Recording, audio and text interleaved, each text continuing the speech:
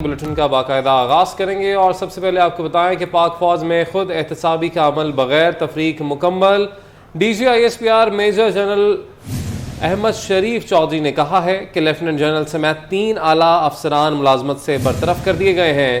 3 major generals और 7 brigadiers के खिलाफ सख्त तादीबी कार्रवाई की गई।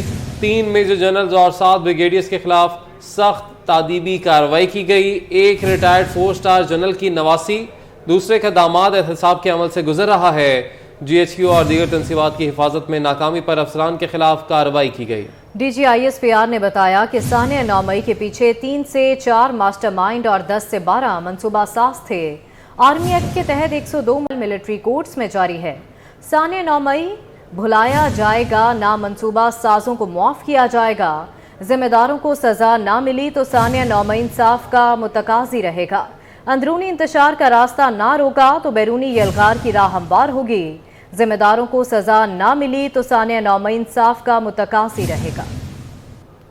तहकीकात से साबित हुआ है कि सानिया 9 मई की मनसूबाबंदी गुज़श्ता कई महीनों से चल रही थी। पिछले 1 साल में मजमूम सियासी मकासद के हसूल और इक़्तिदार की हवस में एक झूठे और गुमराह कुन प्रोपेगेंडे को चलाया जा रहा है कि सानिया 9 मई को पाकिस्तान की तारीख में ना भुलाया जाएगा और ना ही मुलव्विस शरपसंद अनासिर, मनसूबा साजों और सहूलतकारों को माफ किया जा सकता है। 3 अफसरान बाशमूल एक लेफ्टिनेंट जनरल के ओहदे के अफसर को नौकरी से बर्खास्त कर दिया गया है। 15 अफसरान बाशमूल 3 मेजर जनरल और 7 ब्रिगेडियर्स के ओहदे के अफसरान के खिलाफ सख्त तादीबी कार्रवाई मुकम्मल की जा चुकी है। फौज के अंदर खुद एहतसाबी का अमल बगैर किसी तफरीक के मुकम्मल किया जाता है। इस वक्त एक रिटायर्ड 4 स्टार जनरल की नवासी, एक रिटायर्ड 4 स्टार जनरल का दामाद, एक रिटायर्ड 3 स्टार जनरल की बेगम और एक रिटायर्ड 2 स्टार जनरल की बेगम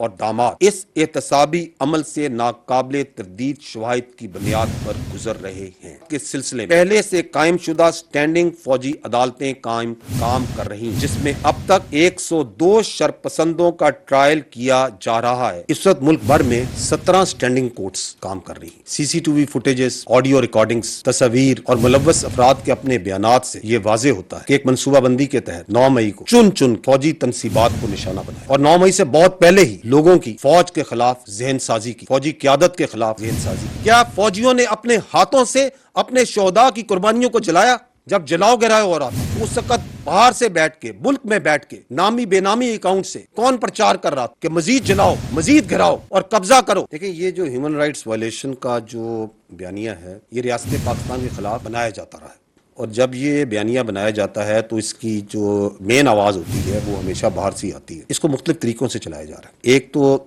इसको सोशल मीडिया पर बैठ कर फेक वीडियोस डाली जाती हैं, पुरानी तस्वीर डाली जाती हैं, पुरानी वीडियोस डाली जाती हैं, चीज़ को इधर से उधर जोड़ा जाता है। तो ये ह्यूमन राइट्स वायलेशंस का वावेला मचा के इसके पीछे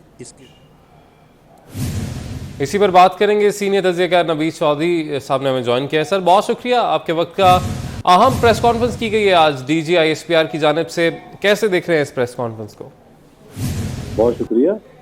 देखें, DGISPR ने बड़ी क्लैरिटी के साथ बता दिया है कि जिस तरह आर्मी के अंदर एक टीम है मुख्तलिफ मामला की तहकीकात करने का और उसके बाद किसी नतीजे पर पहुंचने का, वो सारा अमल मुकम्मल किया गया है, जिससे ये चीज़ साबित हो चुकी है कि 9 मई के वाक़यात एक मुनज़्ज़म मनसूबे के तहत किए गए। इसके मास्टरमाइंड भी हैं, इसके सोलतकार भी हैं और ये कितनी बड़ी साजिश थी उसका अंदाज़ा आप यहाँ से लगा लें कि एक लेफ्टिनेंट जनरल और 3 मेजर जनरल नौकरी से फारग हो गए और बाकी सीनियर अफसरों के खिलाफ कार्रवाई चल रही है। उसके साथ उन्होंने ये भी बता दिया कि जो बड़े अफसरान थे साबिक आर्मी के, जिसमें एक आर्मी चीफ की नवासी और एक साबिक आर्मी चीफ का दामाद, वो गिरफ्तार हैं। इस तरह एक लेफ्टिनेंट जनरल की जो अहलियाँ हैं वो भी गिरफ्तार हैं। मामला ये है कि बड़ी वजाहत के साथ उन्होंने बता दिया कि 17 मिलिट्री कोर्स इस वक्त ट्रायल कर रही हैं उन अफराद को जो इन तनसीबात पर हमलों में मुलव्वस हैं। तहकीकात हर हवाले से मुकम्मल और जामे है। जो फोकस रहा है DGISPR का, बार बार उन्होंने ये चीज़ खुलकर कही है कि इस सारे अमल के जो मनसूबा साज और सहूलतकार हैं उनको भी कैसे किरदार तक पहुँचाया जाएगा। यानी कि उनके लिए भी कोई छूट नहीं है। तो एक तरतीब के साथ ये सारी कार्रवाई हो रही है। जब फौज ने खुद अपनी सफों में सख्त एक्शन लिया है और उसके बाद टॉप ब्रास के जो अफसरान हैं वो भी अगर किसी किस्म की लकूना पाया गया है काम करने के दौरान, उनको भी नहीं बख्शा गया, तो ये तसव्वुर करना ही मुहाल है कि बाहर बैठे जो लोग हैं इदारे से बाहर, उनको स्पेयर किया जाएगा। डीजी ISPR ने ये बात भी खुलकर कही है, सबको ये बात जहन नशीन करनी चाहिए कि इस सारे वाक़े की मनसूबाबंदी करने वालों में और सहूलत जारी करने वालों में जो अफराद हैं वो इदारों के अंदर भी मौजूद हैं और बैठे हुए थे। तो ये बात बिल्कुल उन्होंने क्लैरिटी के साथ वाजे कर दी। अब जिन लोगों को ये कोई खुशफहमी है कि वो अगर ये समझेंगे कि गुड टू सी यू, कुछ नहीं हुआ, ये मामला ऐसे ही था, या आने दो जाने दो, तो ये उन सब के लिए एक पैगाम है। और उन्होंने पाकिस्तान की हकीकी सियासी जमातों से भी ये कहा है कि वो अपना एक माइंड बनाएं और पॉलिटिकली भी इस मामले को देखें। और कौम से जो उन्होंने एक अपील की है वो बिल्कुल दुरुस्त है, मीडिया से भी की है, उन्होंने दानिशवरों से भी की है, वकला से भी की है, अदालतों से भी कहा है कि ये एक ऐसा मामला है कि अगर इस तरह की जो इंतशार और शरपसंदी है उसे जारी रखा गया तो उसका अल्टीमेट नतीजा ये निकलेगा कि बाहर से भी यलगार की राह हमवार हो जाएगी। ये पाकिस्तान की अफवाज को कमजोर करने और पाकिस्तान की दिफाही और नजरियाती असास पर हमला करने का इरादा होता है। तो बड़ी क्लैरिटी से उन्होंने बता दिया, इसकी माफी कोई नहीं है। अब जिसको भी इस हवाले से गलतफहमी है उसको ये गलतफहमी दूर कर लेनी चाहिए। अच्छा नवीद चौधरी साहब, यकीनी तौर पर इंतहाई आम प्रेस कॉन्फ्रेंस और में इस बात को भी दोहराया गया कि शवाहिद मौजूद हैं कि 9 मई का जो सानिया था वो एक ही दिन में नहीं हुआ, उसकी पूरी प्लानिंग की गई थी। अब इस प्रेस कॉन्फ्रेंस के बाद वो जो एक बात दोहराई जा रही थी कि मुज़ाकरात किए जाए, बात किए जाए, एक लीडर है जो कहते हैं कि मैं बात करना चाहता हूँ आर्मी चीफ से। अब आपको लगता है कि अब इस प्रेस कॉन्फ्रेंस के बाद, एक वाज़ेह मौक़िफ़ के बाद, कोई बीच का रास्ता निकल सकता है? देखिए, जो लोग क्रिमिनल एक्टिविटीज में मुलव्वस हो चुके हैं, बल्कि रियासत मुखालिफ एक्टिविटीज में मुलव्वस हो चुके हैं, उनसे बात नहीं होती, फितने की सरकोबी की जाती है। इसीलिए डीजी साहब ने हकीकी सियासी जमातों की बात की है बार बार। और आर्मी चीफ से बात करने का तो कोई ताल्लुक है ही नहीं, किसी पॉलिटिकल पार्टी का ये मामला है ही नहीं। जिस वक्त जनरल बाजवा ने ये वाजे किया था पिछले साल कि अब आर्मी जो है वो सियासत में दाखिल नहीं करेगी, उन्होंने उसी वक्त क्लेम किया था। बाद में जब DGSPR ने प्रेस कॉन्फ्रेंस की, जनरल बाबर इफ्तिखार जब कोर कमांडर कहती हैं, तो उन्होंने बता दिया था कि पाकिस्तान की फौज अब किसी किस्म के सियासी मामला में फरीक नहीं बनेगी। वो जो पैम्पर चेंज किए जा रहे थे, नैपियां बदली जा रही थी, तो वो सिलसिला खत्म हो गया। तो ये बुनियादी तौर पर ये भी एक शरारत है ताकि बैरूनी दुनिया में ये तासुर दिया जाए कि पाकिस्तानी फौज एक पार्टी बनी हुई है और वो एक सियासी जमात को शायद क्रश करना चाहती है। तो ये एक साजिश के तहत बात की जा रही है, उसमें भी नीयत का बहुत बड़ा फतूर है। ठीक है, नीयत का इसमें फतूर है। नवीद चौधरी साहब साथ ही रहेगा, मैं ज्वाइन किया है नईम खालिद लोधी साहब ने, दिफाई तजियाकार हैं। सर बहुत शुक्रिया 24 न्यूज़ को वक्त देने के लिए। एक इंतहाई अहम प्रेस कॉन्फ्रेंस आज DG ISPR की जानिब से की गई है। सर आप कैसे देख रहे हैं इस प्रेस कॉन्फ्रेंस को? जी, मैं समझता हूँ कि बहुत सारे ऐसे सवाल जो कि जहनों में थे और मेरे जहन में भी थे और भी लोग सोचते थे, और सबसे बड़ा सवाल ये था कि जो भी 9 मई को हुआ था,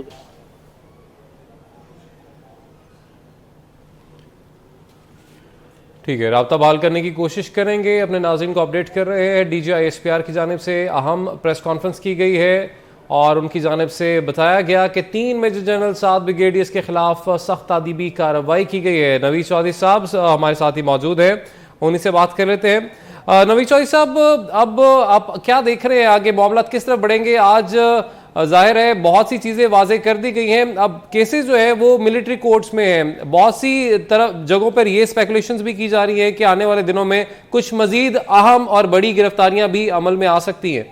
जी, बड़ी वजाहत के साथ DG ISPR ने कह दिया है कि देखें, असल जो कसूरवार हैं वो तो मनसूबा साज और सहूलतकार हैं। जिन लोगों को यूज किया गया यकीनन वो भी मुजरिम है और बड़ा कभी जुर्म उन्होंने किया है, लेकिन उसमें कुछ लोगों को रगड़ाया गया है और कुछ जो है वो एक मनसूबाबंदी के तहत इस्तेमाल हुए हैं। DG साहब ने यह भी बताया कि इस मनसूबे के जो हैंडल हैं वो बैरून मुल्क भी बैठे थे। इसमें एक सोशल मीडिया का पूरा एक सेक्शन है जो काम कर रहा है, अभी तक कर रहा है, बहुत सारे लोग उसमें मौजूद हैं। तो अब यकीनी तौर पर सबसे पहले तो उन्होंने मिसाल बनाया है अपने इदारे के अंदर मौजूद ऐसे अफराद को जो गफलत के मुर्तकिब पाए गए हैं, क्रिमिनल नेग्लिजेंस के मुर्तकिब पाए गए हैं। तो उनको निशाना इबरत बनाने के बाद जब वो आगे बढ़ेंगे और जाहिर है तो उन्होंने सबको गिरफ्तार भी करना है, उनके ट्रायल भी होने हैं और उनको सजाएं भी दिलवानी है। तो इसके रास्ते में जो रुकावटें खड़ी करने की कोशिश करेगा वो भी लपेटा जाएगा। और आने वाले दिनों में, अभी तो ज़ाहिर है उन्होंने सिर्फ जिक्र किया है, अपने फरहान का नाम भी नहीं बताए, बहुत मुमकिन है कि कुछ और इदारों में बैठे हुए लोगों के नाम भी सामने आ जाएं जिनकी पेटें पकड़ी जा चुकी हैं कि वो कैसे सहूलतकारी कर रहे थे, कैसे उकसाया जा रहा था कि अगर ये मसला हो गया तो हम आपकी इस तरीके से मदद करेंगे। ये भी बहुत जल्द होने वाला है। लेकिन जिन लोगों के ध्यान में ये था कि वो एक फरमाइशी दरखास्तें पिटीशन दिलवा के कोई फैसला जारी कर देंगे और उसके नतीजे में कोई ये सारा अमल रुक जाएगा और इसको बड़ा एक लाइट मूड के अंदर वो लेना चाह रहे थे, उनकी ये खुशफहमी बहुत जल्द दूर हो जाएगी। अच्छा नवीद शाही साहब, एक बड़ी अहम चीज़ है, इस पर अब सवालात भी उठाए जा रहे हैं कि फिगर तो बताया गया कि कितने अफसर हैं जिनके खिलाफ कार्रवाई कर ली गई है, मगर उनके नाम एक तो नहीं बताए गए और दूसरा ये वाजे नहीं किया गया कि उनकी जानिब से ऐसा क्या किया गया था जिस पर ये कार्रवाई अमल में आई है। क्या इसे भी आवाम के सामने नहीं रख देना चाहिए था? नहीं, देखिए, आर्मी के अंदर डिसिप्लिन का एक अपना मामला होता है और वो जब एक्शन करते हैं तो वो उनकी हत्तुल मकदूर कोशिश यही होती है कि वो अपने कागज वादत के मुताबिक जो अपनी फोर्स के अफसरान हैं उनके मामलात को उनकी हद तक रखें। आपको याद होगा कि पिछले दौर में जब दो अफसरान, एक लेफ्टिनेंट जनरल और एक ब्रिगेडियर, उनको सलाह हुई थी जनरल बाजवा के दौर में, तो उनके मुताल्लिक भी हमें एक एक बात से पता चली और डिटेल सामने नहीं आई थी। ठीक है, डिटेल जो है वो सामने नहीं आती है, आर्मी के डिसिप्लिन की बात है। यहाँ पर ब्रिगेडियर रिटायर्ड फारूक हमीद साहब ने हमें ज्वाइन किया है, दिफाई तजियाकार हैं। सर बहुत शुक्रिया आपके वक्त का। आज की अहम प्रेस कॉन्फ्रेंस को कैसे देख रहे हैं आप? जी बिस्मिल्लाह रहमान रहीम, बहुत शुक्रिया। मेरी आवाज आ रही है आपको? जी सर, सुन पा रहे हैं। जी, पहली बात तो ये बड़ी कॉम्प्रिहेंसिव और मैं समझता हूँ कोई ऐसा इशू है जो लोगों के ज़हन को बदर कर रहा था, ये शकूक शुबात थे, अभाम थे, वो सब आज क्लियर कर दिए गए हैं।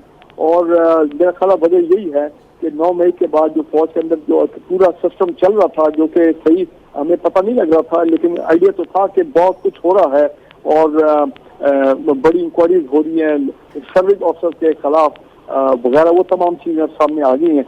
देखिए जी, पहली बात तो बड़ा क्लियर है कि उन्होंने ये बात समझने वाली है कि फौज ने रिस्ट्रेंट, तहम्मुल मिजाजी का मुजाहरा किया जब उनसे तनसीबात पे हमले हुए, ताकि लोगों पे कोई डायरेक्ट ऐसा कोई फौज और अवाम जो आपस में गुस्सा न हो जाए, तो जानी नुकसान न हो जाए, जिससे और मुल्क का गैर मुस्तहकम हो, लिहाजा वो रिस्ट्रेंट शो किया गया। लेकिन जहाँ कुछ तनसीबात में अगर ब्रीच ऑफ सिक्योरिटी हुई है तो उस ब्रीच ऑफ सिक्योरिटी के लिए बाकायदा फिर 5-6 इंक्वायरी होल्ड की गई पिछले 5-6 हफ्तों में, और उन इंक्वायरी के नतीजे में फिर ये सामने आया कि ये लोग थे, सीनियर लोग, मिडिल रैंकिंग लोग, लेफ्टिनेंट जनरल के रैंक, मेजर जनरल का रैंक, ब्रिगेडियर का रैंक, जो कि जिन्होंने अपना गैर जिम्मेदारी का मुजाहरा किया, इनकॉम्पिटेंस का, गफलत का मुजाहरा किया कि सिक्योरिटी क्यों ब्रीच हुई, उनके खिलाफ फिर कार्रवाई हुई है। और जिससे आपने देख लिया कि कितने लोग जो हैं वो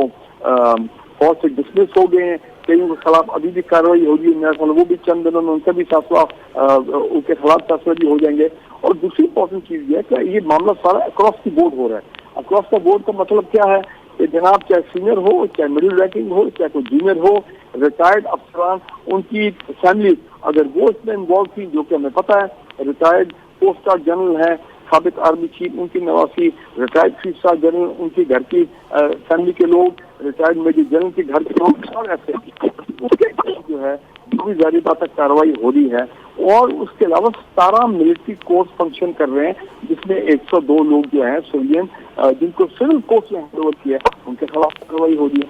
सो ये अक्रॉस द बोर्ड का एहतसाब, रूथलेस अकाउंटेबिलिटी, इंटरनल अकाउंटेबिलिटी, वो फौज ने आपको सारा कुछ जो है वो बता दिया है। तो ये नहीं कि सिर्फ हम बाहर के लोगों को, वो जो बुलवाई हैं, ये शर्त पसंद अनासर हैं या प्रोटेक्शन हैं, उन्हीं के खिलाफ कार्रवाई करें, अंदर भी जो है वो एहतसाब होगा, जो कि फौज का एक हमेशा एक known system of accountability in the army takes pride in it.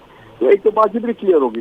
दूसरा मकसद सारा क्या है, ये तमाम उन्होंने अपनी इस कमिटमेंट को शो कर दिया, रिजॉल्व को, डिटर्मिनेशन को, कि जनाब वो इर्रिस्पेक्टिव के उसका ओहदा क्या है, वो किसकी माशरती पोजीशन क्या है, किस खानदान से उसका ताल्लुक है, सबके खिलाफ कार्रवाई होगी, इंक्लूडिंग सहूलतकार, फैसिलिटेटर, मास्टरमाइंड। तो उससे इंडिकेशन ये हो रही है कि आने वाले दिनों में मेरा ख्याल है, अब मैं पार्टी का नाम तो नहीं देता हूँ, लेकिन मेरा ख्याल है कि उस पार्टी के जो टॉप लीडरशिप है जिनके बारे में इनके पास शवाहिद आ गए हैं, वीडियोज, ऑडियोज, ये तमाम चीजें, मेरे ख्याल अब उनके खिलाफ जो कार्रवाई है वो भी सामने आएंगी।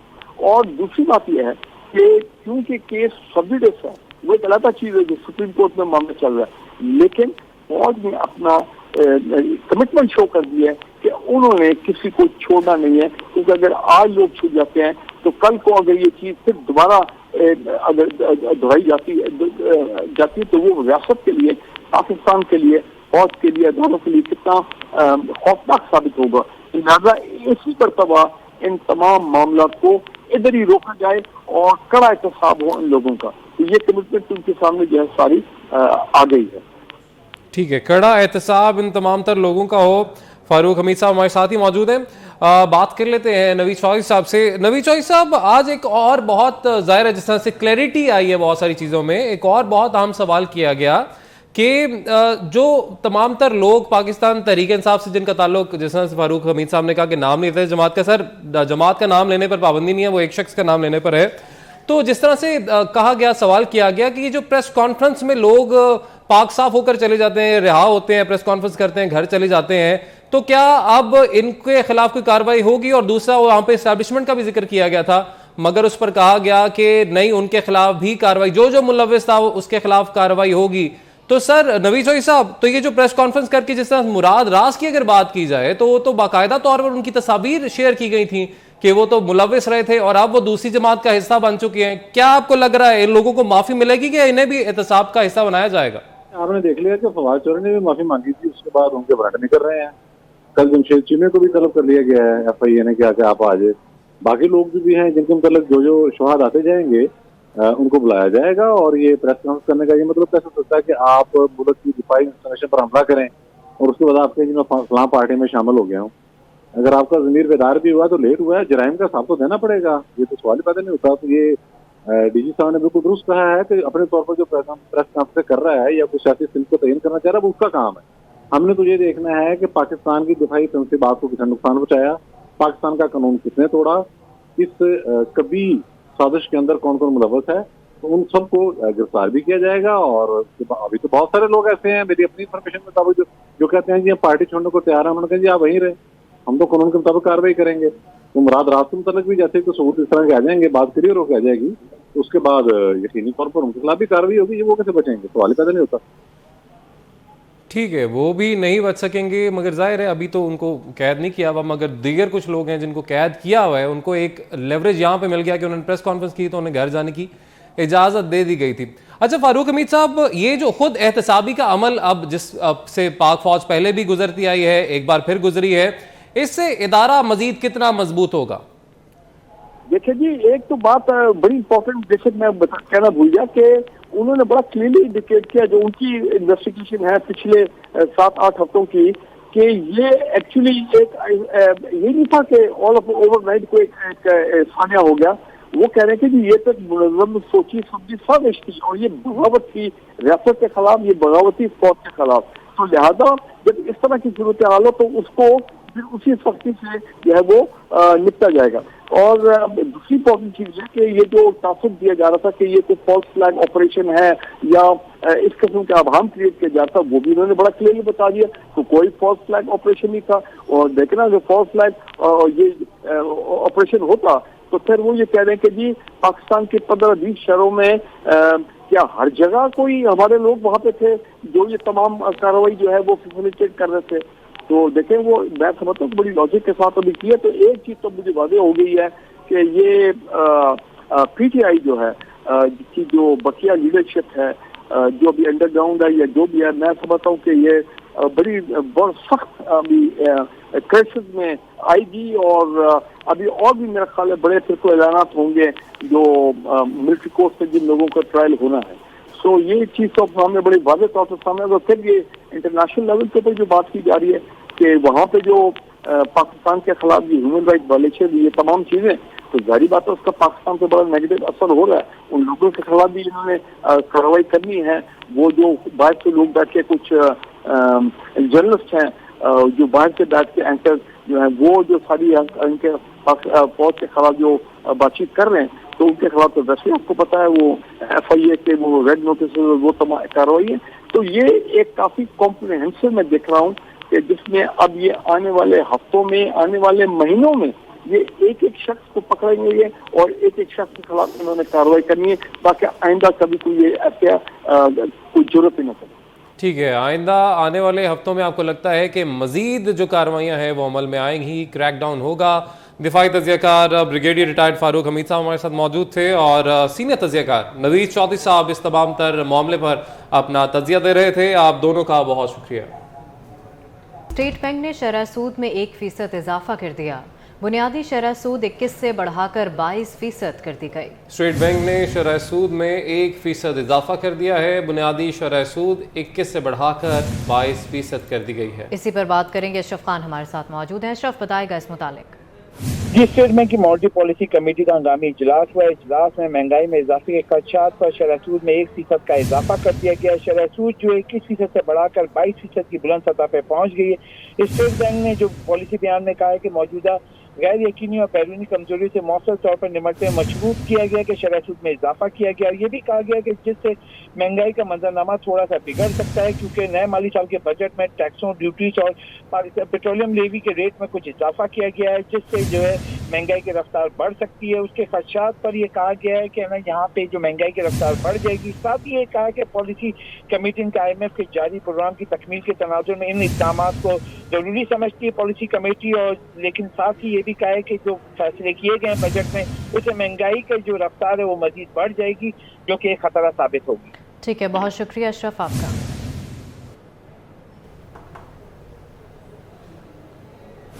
सदर आरिफ अलवी की गैर मौजूदगी में ऐवान सदर में कानून साजी का अमल तेज हो गया है। कायम मकाम सदर सादिक संजानी ने नाअहली की मुद्दत 5 साल करने से मुतालिक बिल की मंजूरी दे दी है। बिल की मंजूरी के बाद इंतखाबात की तारीख देने का इख्तियार सदर मुमलिकत से इलेक्शन कमीशन को मुंतकिल होगा। इसी पर बात करेंगे, अवैस कियानी हमारे साथ मौजूद हैं। अवैस, बताएगा इस मुतालिक। सादिक संजानी ने नाअहली की मुद्दत 5 साल करने से मुतालिक बिल की मंजूरी दे दी है। कायम मकाम सदर सादिक संजानी की जानिब से इलेक्शन एक्ट बिल पर दस्तखत कर दिए हैं और ये बिल पर दस्तखत होते ही ये एक्ट ऑफ पार्लियामेंट बन गया है। बिल की मंजूरी के बाद इंतखाबात की तारीख देने का इख्तियार सदर मुमलिकत से इलेक्शन कमीशन को मुंतकिल हो गया और बिल की मंजूरी से आर्टिकल 62(1)(f) के तहत नाअहली की ज्यादा से ज्यादा जो मुद्दत है वो 5 साल हो गई है। इस कानून से जहांगीर तरीन और नवाज शरीफ को जो है फायदा पहुंचेगा और इस हवाले से नवाज शरीफ के हवाले से जो वजीर कानून है उनकी सरबराही में एक कमेटी भी तश्कील दी गई है जो कि नवाज शरीफ के केसेस को आगे परसू करेगी और जितने भी जो कानूनी मामलात हैं उनको रुकावटें हैं उनको देखेगी और इस हवाले से जामे हल जो है तजवीज़ किया जाएगा और वज़ीर आज़म को भी ये रिपोर्ट पेश की जाएगी। दूसरी तरफ JKT की भी टीम जो लीगल टीम है वो मुतहरिक हो चुकी है और उनकी जो इलेक्शन लड़ने के हवाले से जो मामलात हैं उनको देखा जा रहा है और जो नाअहली की जो मुद्दत है ताहयात उसके हवाले से जो चीज़ें हैं वो टेकअप हो रही हैं। लीगल टीम्स जो हैं दोनों लीडरान की जो हैं वो इस वक्त एक्टिवेट हो चुकी हैं। ठीक है, बहुत शुक्रिया अवैस कियानी आपका। इस्लामाबाद में भी बकर ईद के लिए जानवरों की खरीदारी में तेज़ी देखने में आई है। इस्लामाबाद की सैदपुर विलेज मवेशी मंडी में शहरी बड़ी तादाद में मौजूद हैं। बात करेंगे हमारे नुमाइंदे किफ़ायत अली शाह से जो कि वहीं पर मौजूद हैं। जी किफ़ायत, बताइए। जी, वैसे तो इस्लामाबाद के मुख्तलिफ जगहों पे जो है वो गैर कानूनी मंडियाँ मौजूद हैं, लेकिन मैं इस वक्त जो है वो CDA की जान से लगाई गई मंडी में मौजूद हूँ। सैदपुर विलेज में लगाई गई है और हर साल लगाई जाती है। यहाँ पर जो है वो लोग जो है वो कुर्बानी के जानवर लेने के लिए यहाँ पर आ रहे हैं और यहाँ पर गहमा-गहमी भी है।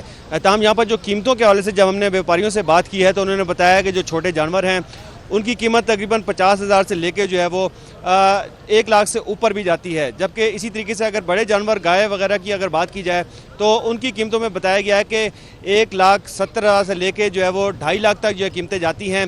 और व्यापारियों का ये भी गिला है कि जो गुज़श्ता साल जो कीमतें थी उस रेट से जो है वो तकरीबन डबल उन्हें पड़ रहा है और जो गुज़श्ता साल रश था इस मंडी में वो इस दफ़ा देखने में नहीं आ रहा। महंगाई जिस तरीके से हर शोबे को महंगाई ने जो है वो मुतासर किया, इसी तरीके से जानवरों के हवाले से भी जो है वो देखा जा रहा है कि कीमतें ज़्यादा हैं, जिसकी वजह से जो शहरी हैं वो यहाँ पे उनकी तादाद कम दिखाई दे रही है और व्यापारी भी कह रहे हैं कि उनका जानवर जो है वो ज़्यादा नहीं बिक रहा जिस तरीके से गुज़श्ता साल जो है वो बिका था ईद के मौके पर। जी ठीक है, बहुत शुक्रिया किफ़ायत, आपने अपडेट किया।